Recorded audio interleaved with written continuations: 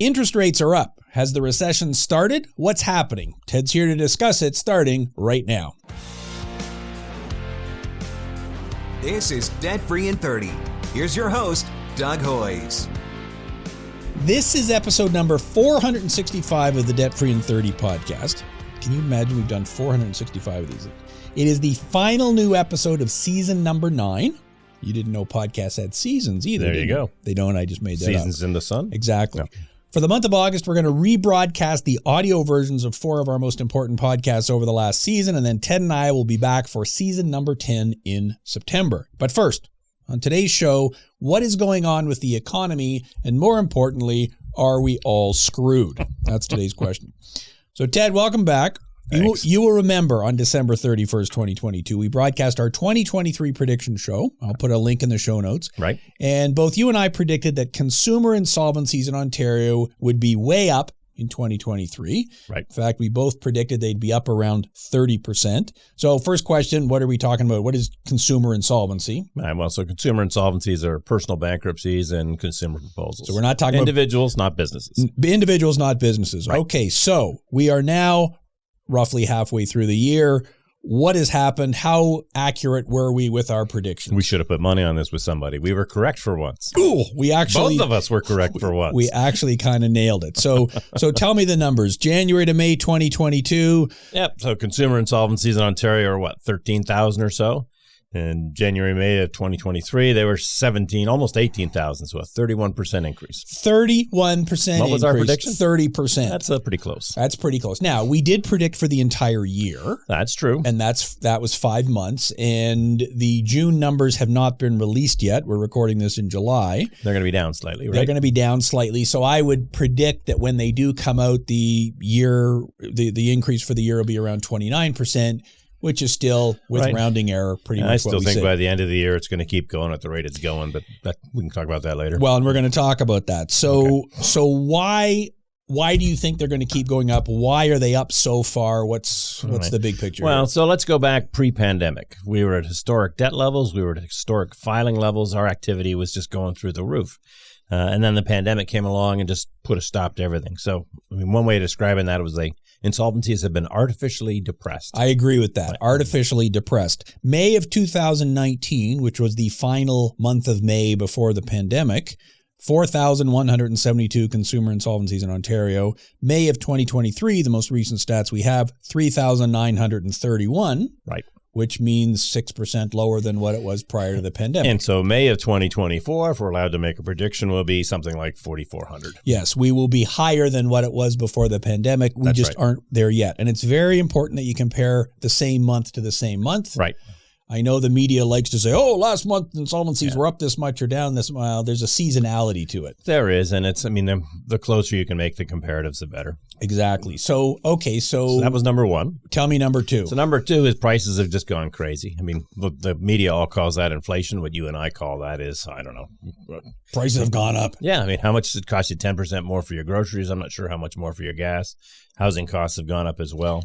And so we'll put up on the screen for our YouTube viewers here the CPI, which is the Consumer Price Index, and we can debate whether that's a real number and whether it applies. It doesn't really matter because it's an indicator, right? We're looking at trends over time. Exactly right. So the CPI peaked at 8.1%. So that's an 8.1% year-over-year gain That means it cost me 8.1% more than it did a year ago, right? To buy this basket of mythical goods. Yep. That was in June of 2022. I like a good mythical good. And it was over 6% for the balance of 2022. It has now fallen to 3.4% in May of 2023. Again, that's the most recent numbers we've got. Right. But that's still higher than the raises a lot of people are getting. So that's causing a cash flow problem. Right. Pretty easy to see, right? Cash is king. Cash is king. And according to Statistics Canada, average weekly earnings in Canada up to April of 2023 were up 2.9% over the last 12 months.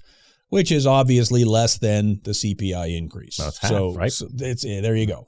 So now you mentioned food. So what's happening with food inflation? Well, it's 10%. Let's just call it that. I think it's slightly lower than that now, and you've probably got the exact numbers somewhere. But Yes, it's easing off. It was in the 10% range towards the end of last year. It was still over 8% in May of 2023. And of course, food is something everyone buys. It is. And the index kind of skews things as well, because one of the things you do when prices go up is you switch to less expensive brands, cheaper cuts of meat, however you find a way to economize. This hides some of that. Yeah, and so I think everyone should calculate their own inflation rate if they care. Well, how much were you paying for groceries a year ago? How much are you paying now? Yep, and you're right. In some cases, like, well, I'm not going to be having steak. I'm going to be having ground beef instead. I substitute one for the other.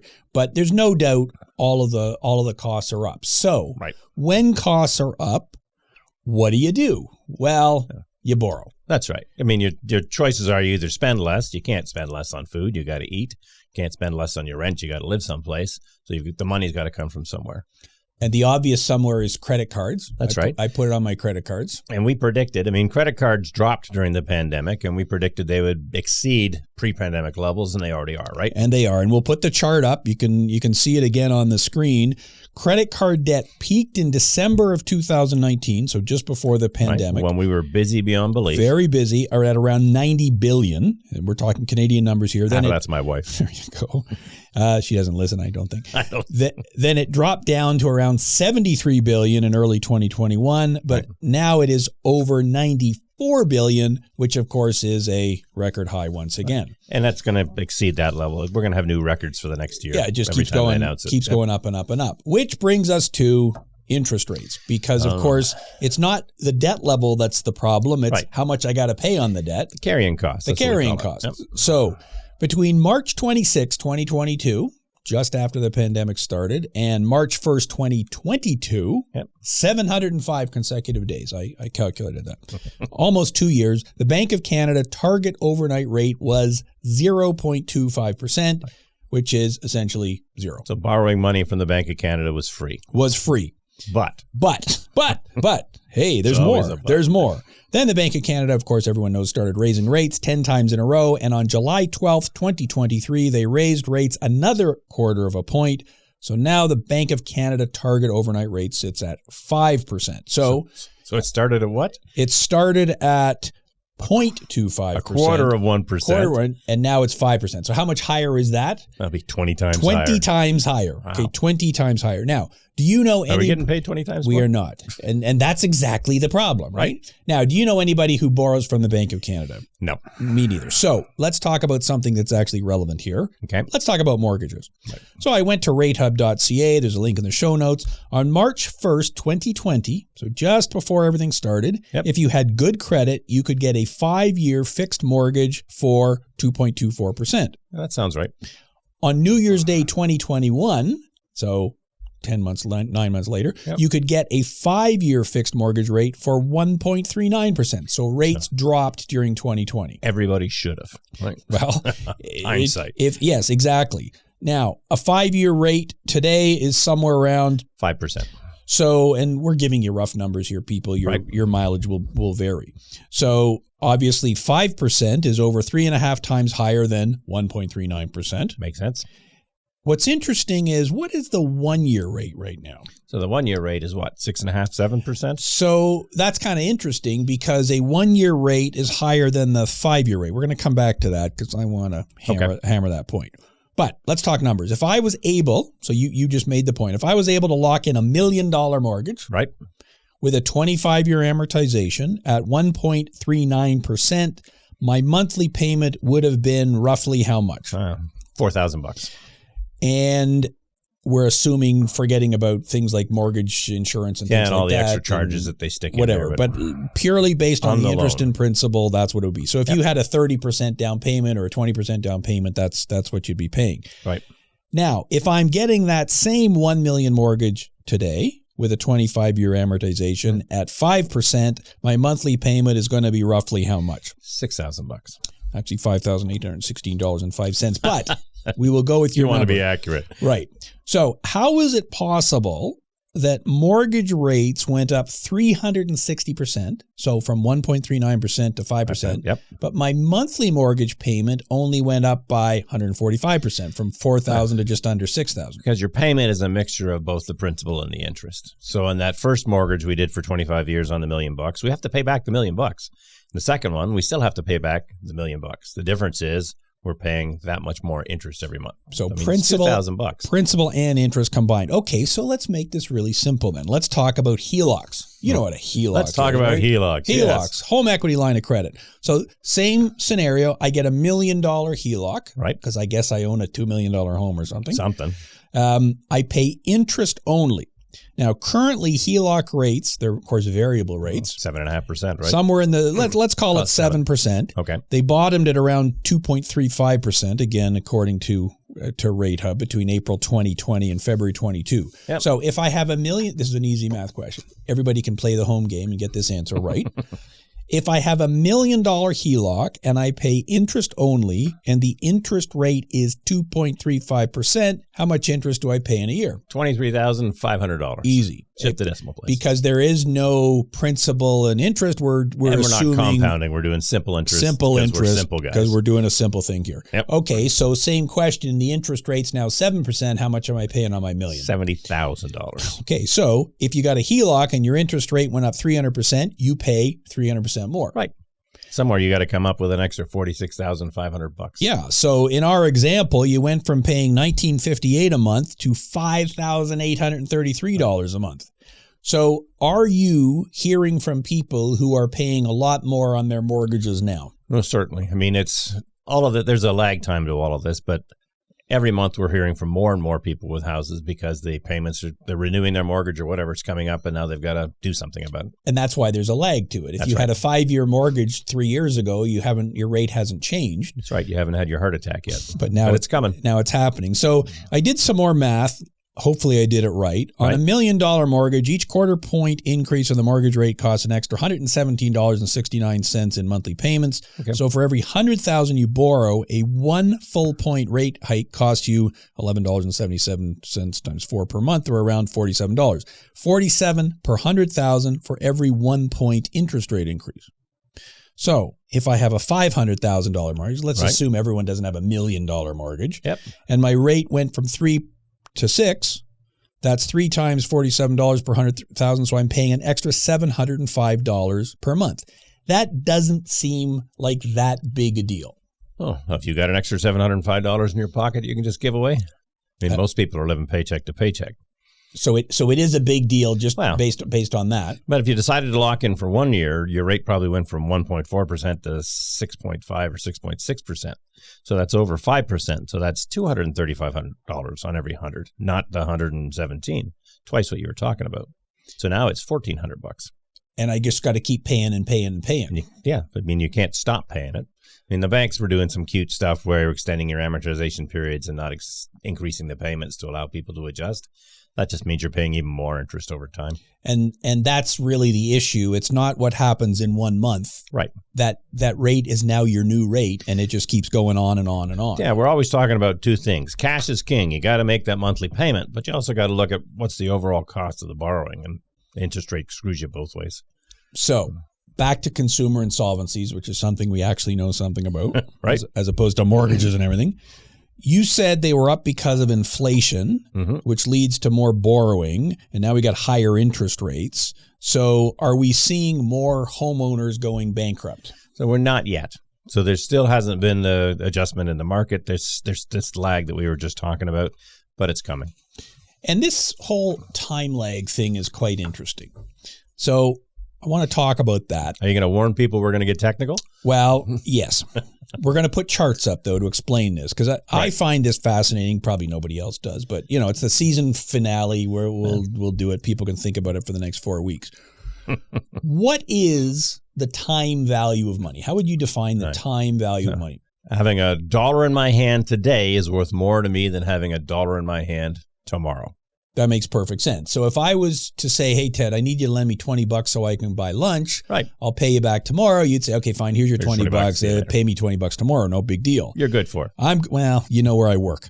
Your office is right across the hall, so it's not hard to find. But if I said to you, okay, I want to borrow that $20, but it's going to take me 5 years to pay you back, right, you're going to want some higher rate of interest. That's right. Something more than $20. And if we were to do a formal loan agreement, maybe it's more than $20. Maybe I'm going to borrow $1,000 from you. It right. might be 0% if I pay it back tomorrow. It might be 5% if I pay you back in a year. It might yep. be 10% if I pay you back in 5 years. In a normal world, yep. And in a normal world. Mm-hmm. So why is it that in a normal world you would want a higher interest rate as the time period lengthens? What are the things that can go wrong with me paying you back over the next number of years? So you know the story about the servant and the horse, right? The king could die, I could die, the horse could learn to sing. So I could get sick. You could get sick, right? And they can't pay me. Yep. Or you could get fired. Your job could go to Alabama or worse, Tunisia or something. Or the inflation could make it such that the money that I loaned you is no longer worth what I loaned it to you at. And with each passing day, the risk is greater. Exactly. Because we don't have a crystal ball. We don't know what's going to happen tomorrow. Yeah, probably tomorrow will be the same as today. Right. But 10 years from now will almost certainly be completely different. So I want a higher interest rate to compensate. Flying cars and all that stuff. Exactly. Well, they're coming out with electric cars now. So that I'll believe that when I see it. So I'm going to put up on the screen a chart of the Canadian yield curve, which sounds like a fancy thing, but all it means is what is the interest rate given the length of the loan? So I already said if you're going to pay me back tomorrow, the interest rate may be 0%. If it's, a year, it's 5%. If it's 2 years, it's 10%, whatever. Right. So the first chart I'll put up is the Canadian yield curve as it was back on March 1st, 2022. So a year and a half ago. Yep. The 3-month rate was around 0.4%, and then the 1 year rate was 1.1, and then 2 years was 1.3, 5 years was 1.4, 6 years was 1.7. Right. Exactly what you would expect. You said in normal times, it goes up. Okay. So that's what you call it goes up and to the right. The longer you want my money, the more you're going to have to pay me for it. Right. So obviously you'll be paying more interest because it's outstanding for longer, but the interest rate itself is also higher. That's the point. Okay. So now to the interesting part. I'm going to put up on the screen the Canadian yield curve as it was in the middle of July. And so what I've done is I've taken the bond rates on a Canadian bond. So these are the bonds issued by the government of Canada are essentially zero risk. We hope the Canadian government won't be going bust. Right. The 3-month rate around 5%, the 1 year rate around 5.1%. Okay, that sounds normal. It's gone up a little bit. Yep. But then it collapses. 2 year, 4.5, 5 year, 3.8, 10 year, 3.4%. So this is what we call an inverted yield curve. It's going the wrong way. Right. So if I lend you the money for a year, you want 5%, but if I lend you the money for 10 years, you're willing to take only 3.5%. Like that makes no sense. Right. That says to me that you're pretty sure that interest rates are going to drop and the world's going to be a better place in 10 years. Has it ever been a better place in 10 years? Well, I don't know. Maybe we'd have to go back in time. But yes, that's exactly what it says. It says that the interest rate 10 years from now will be lower than what it is today. Right. So what could possibly cause the interest rate in the future to be lower? Well, you gave one answer, which is, well, maybe the world will be a better place. Right. Okay, here's another answer. Maybe it'll be worse. Right. Maybe we're a lot worse. Maybe we're going to have a recession. Right. So is it logical to assume that in a recession, interest rates would drop? Sure. Interest rates reflect just like any other commodity. It's supply and demand. So if there's lots of demand to borrow money, interest rates go up because people want to use your money. In a recession, people don't want to borrow. They've got no capacity to repay. And so the demand for those dollars go down. And it's a period of economic decline. A period of economic decline. Yeah. And people don't understand that. But yes, money is a thing, just like everyone else is a thing. Right. Laws of supply and demand matter. So during the pandemic, when nobody was building cars, the price of cars went up. Okay. And when, there was supply shortages and all the rest of it. And so when we get our supply chains going and we got more of them, well, then the price goes down because it's easy to buy them. Well, money's the same thing. Exactly. I mean, the biggest factor with money, in my uneducated opinion, is the fact the government was eating up so much of it. So nobody wanted money during the pandemic. The government was just printing money and handing it out for free. And now the demand for borrow to pay off all that debt is very high because the government needs it. So let's talk about that then. Oh, you've got that on here too, do you? I got charts for that. So Okay. You are correct. The federal government debt, and I'm talking Canada here, is like over $1 trillion. Right. It's a big number. It's a big credit card. So I'm going to show you another chart here. And this maybe is getting into a little bit of a crazy area, but hey, Okay. Everyone, it's the season finale. You can think about it for the next 4 weeks. So I'm going to put up on the screen a chart that shows the change in the inflation rate each month and the change in the money supply each month. Right. So if the government prints a lot of extra dollars, there's more money in circulation. In theory, what would that do to prices? So if there's more money available for the same amount of goods, the price of goods will go up because I can afford to pay more for that same thing I was buying yesterday. That makes sense. And so the way you visualize that is you and I get dropped on a desert island. Okay. And we both have $10 in our pocket. Right. And you have a knife and I want to buy that knife so I can cut open the coconuts. I don't know if that's how you so cut you open. kill me when I'm sleeping Or and kill take you. all my money. There you go. That too. So the most I could possibly pay you for that knife is $10 because that's all I got. You have. Right. But then an airplane flies overhead and drops another 10 loonies on the ground. I've now got 20 loonies. I guess I can pay you 20 loonies. Right. So the money supply increased. There's more loonies. Therefore, prices go up. Makes now, sense. I know YouTube viewers, that's an overly simplistic explanation, but that's it's easy to understand. Kind of how it works. Right. So I went to the Bank of Canada website, something I'm sure you read on a daily basis. Daily, yes. Fascinating site. And I made a chart of the change in the money supply. So it's this much one day, it's a bit higher the next day. Well, if it went up 2%, the number that I'd be graphing would be 2%. So not the total value, but the change. Because you said it earlier in the show, it's the trend that matters. Right. And for the economist watching, and I'm sure it's every economist in Canada is watching this story. I'm sure it will be a university course next absolutely. year. I used M2, which of course is currency outside of banks and money in bank cash. accounts. And it's basically cash, something you can get your hands on quickly. Right. So then I overlaid on this chart the change in CPI. We already talked about inflation, consumer price index. But then to make the magic work, because you said earlier there's a time lag. You shifted everything. I shifted everything. So I shifted the M2 growth rate by 16 months. Okay. Now, which way, forward or backward? Forward. So, well, I guess one's forward, one's backward, however you want to look at it. So I'll put the chart up on the screen. And why did I shift it 16 months? Why not 10? Why not 18? Well, because that's what made it work. The graph looks the best. That makes the graph look the best.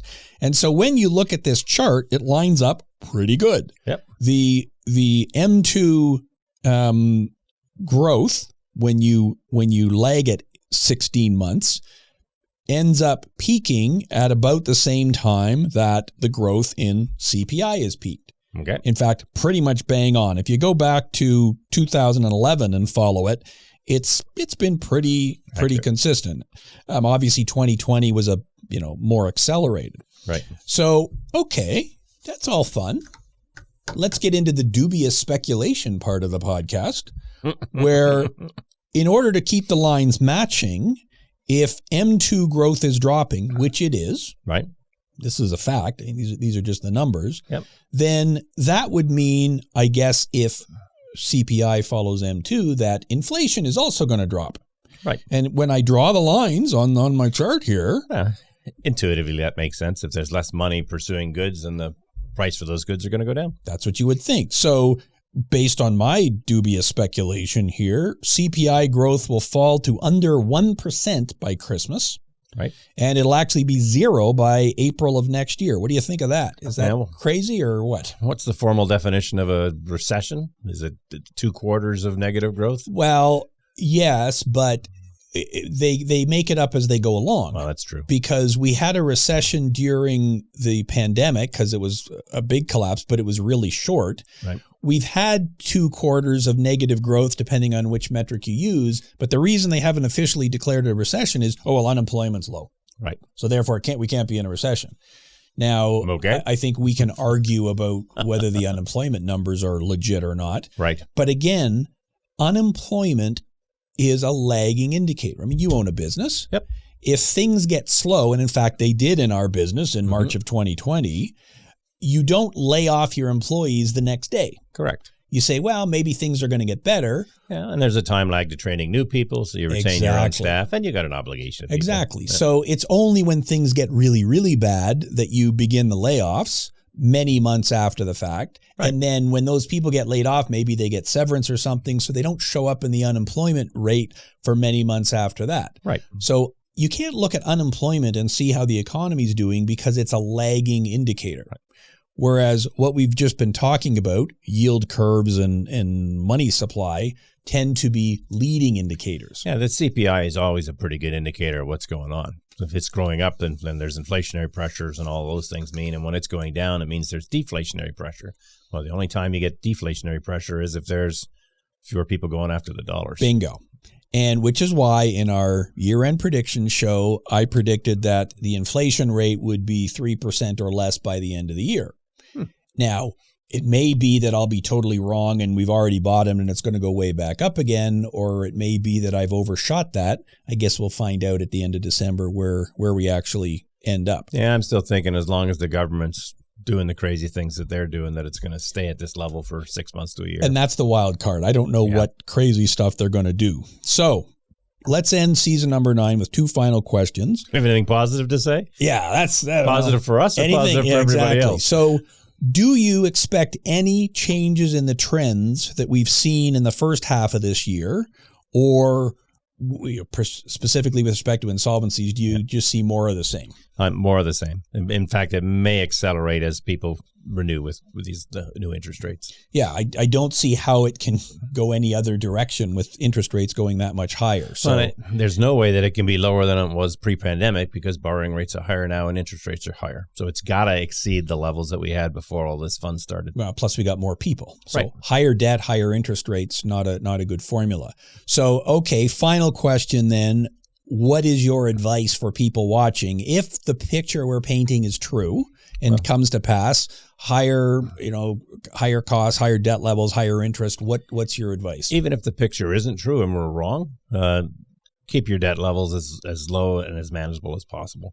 I mean, the less debt you have, the less exposure you have to any of these fluctuations in the market, interest rates, your jobs, whatever. When you borrow, you are paying somebody else for using their money, which means you can't buy or purchase as much tomorrow. So borrow less, save more for yourself. And that's why we call this podcast Debt-Free in 30, because you're right. It doesn't matter what the circumstances are. Lower debt is always better. Now, I understand that for the last 15 years, the correct strategy was borrow as much as you could. Right, because borrowing was free. Borrowing was free. Keep buying a bigger and bigger house. Get a rental property. Go, go, go. But that is obviously turned around. Interest rates are higher. So the less debt you've got, the better. So pay off your high interest rate debts first if you can. Obviously, if you're in way over your head, then you're going to be calling us to talk about a consumer proposal. But keeping out of debt, that's the main thing. So now is the time to reduce your debt. Excellent. That is our show for today, and that is a wrap for season number 9. So I'll be back on Labor Day weekend, Saturday, September 2nd, with the season premiere show of season number 10.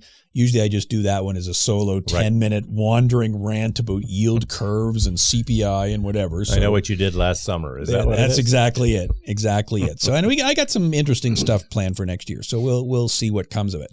So to close, I want to thank everyone for listening. We are now over 11,000 subscribers on YouTube, which is fantastic for a little Canadian podcast about debt. So that's pretty good. For people listening to accountants, that's pretty good. Now, most people aren't watching it on YouTube. They're listening to the audio version of Debt-Free in 30 on Spotify or Apple Podcasts. So for all of you, same thing. Thanks for listening, sharing, and subscribing. And please leave a comment, good or bad, because, we got to get the feedback as to what we can do to improve the show. We will have no new videos on YouTube in August, but for my audio listeners, we will have 4 special rebroadcast shows. I'll be recording new introductions for those shows, so please tune in to the audio versions for those rebroadcasts. There you go. Made it through 9 seasons. So until September, thanks for listening. I'm Doug Hoyes. That was Debt-Free in 30.